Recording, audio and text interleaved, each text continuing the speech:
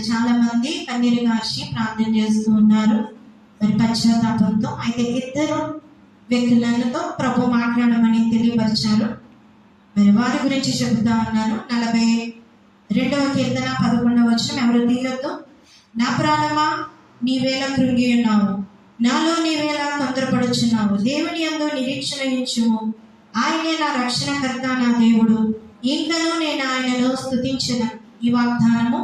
అలాగే 43వ కీర్తన 5వ వచనం, నా ప్రాణమా నీవేళ కృంగి ఉన్నావు, నాలో నీవేళ తొందరపడుచున్నావు.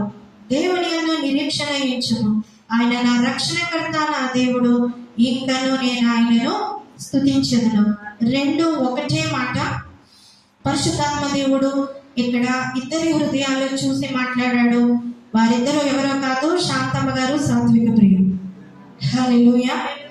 మరి వారిద్దరూ ఏ బాధ కలిగి ఉన్నారు? మరి ఇక్కడ చాలా మంది కన్నీరు కార్చి ఏడుస్తూ ఇక్కడ ప్రార్థన చేస్తూ ఉన్నారు.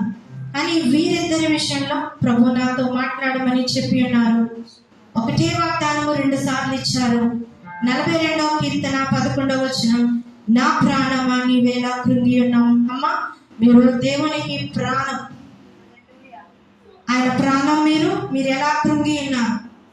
మీరు ఎందుకు తొందరపడుచున్నారు? నా యందు నిరీక్షణ ఉంచండి. దేవుని యందు నిరీక్షణ ఉంచమని అర్థం. ఆయనే నా రక్షణకర్త నా దేవుడు, ఇంకనూ నేను ఆయనను స్తుతించెదను.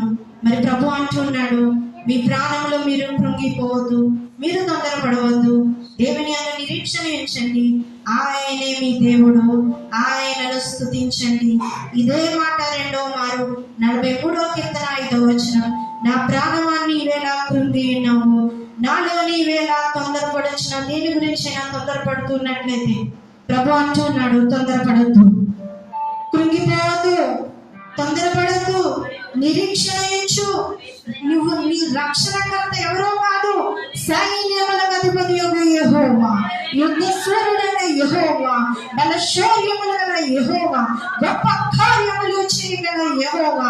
ఆయనకు అసాధ్యమైనదంటూ ఏదీ లేదు. గొప్ప బలము గల దేవుని నీవు కలిగి ఉన్నావు. నీవు ఆయనను నీ శ్రమలో స్తుతించు, నీ బాధలో స్తుతించు, నువ్వు కృంగిన వేళలో స్తుతించు. ఆయన అంటున్నాడు, నా ప్రాణమా నీవు తొందరపడకు.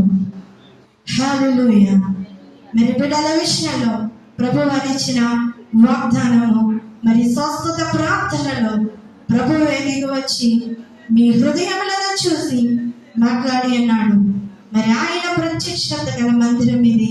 దేవుని మాటను బలంగా పట్టుకుని ధైర్యం పొందుకొని ఇరువురు కూడా మీ హృదయంలో తొందరపాటు లేకుండా, కృంగపాటు లేకుండా దేవుని వైపు చూస్తూ ముందుకు సాగిపోండి. మీ బలము మీరు కాదు కానీ దేవుడే. నీవే దిగి వచ్చిన ప్రభుత్వం మాతో మాట్లాడుతున్నావయ్యా ప్రభుత్వం. నీవు మాట్లాడితే మేము బ్రతుకుతామయ్యా ప్రభుత్వం. ఎంత మంచి దేవుడు అయ్యా, ఎంత గొప్ప దేవుడు అయ్యా, నీకు స్తోత్రములు. గుండె చెదరని వారిని బాగు చేసే దేవుడు, వారి గాయములు కట్టే దేవుడు అయ్యా ప్రభుత్వం.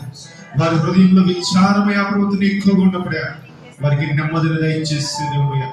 ఏమంటే పరిశుద్ధ ప్రార్థనలో ప్రతి ఒక్క పడిన ప్రభుత్వనే అయ్యా ప్రభుత్వం నువ్వు బలపరచమని, నువ్వు కృంగిపోవద్దని సెలవిచ్చు. నిజమే, నా దేవుడు గొప్పవాడు, నా దేవుడు నజరేతుడు వాడు, నా దేవుడు సృష్టికర్త, నా దేవునికి అసాధ్యమైనది ఏది లేదు. ప్రభా, మేము కృంగిపోకూడదు. ఏపడుతుంది నీ వైపు చూస్తూ ముందుకు సాగిపోయే రీతిగా మేమందరం ఉండాలి.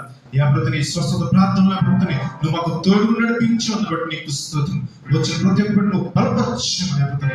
మేము మరలా కలుసుకునే పర్యంతం నీ హస్తం మాకు తోడు వచ్చమని సమస్త మహిమ ఘనత ప్రభావములు నీకే చెల్లిస్తూ శక్తి కలిగిన నజరేయుడైన యేసు నామములో ఈ ప్రార్థన మిక్కిలి వినయముతో అడిగి వేడుకొనుచున్నాము తండ్రి, ఆమేన్.